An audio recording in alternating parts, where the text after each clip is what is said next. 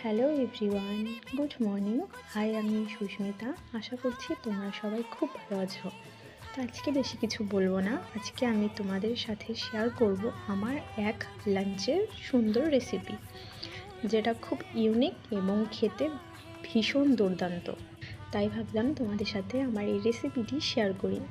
তোমাদের যদি আমার ভিডিওটা ভালো লাগে তাহলে শেষ পর্যন্ত দেখো, আর তোমরাও বাড়িতে ট্রাই করে আমাকে জানিও খেতে কেমন লাগছে।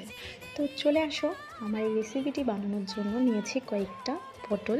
সেগুলোকে দু টুকরো করে তার থেকে বীজ বের করে সেখানে আমি অ্যাড করেছি রসুন, আদা, পেঁয়াজ, কাঁচা লঙ্কা। সেগুলোকে ভালো করে ম্যাশ করে পটলের ভেতর পুরটা দিয়ে সুন্দর করে আস্তে উল্টে পাল্টে ভেজে মশলা দিয়ে কষিয়েই তৈরি আমার এই দুর্দান্ত রেসিপি। তোমরা অনেকে অনেক রকমভাবে ট্রাই করেছো, এইভাবেও একবার ট্রাই করে দেখো, আশা করবো খুব ভালো লাগবে।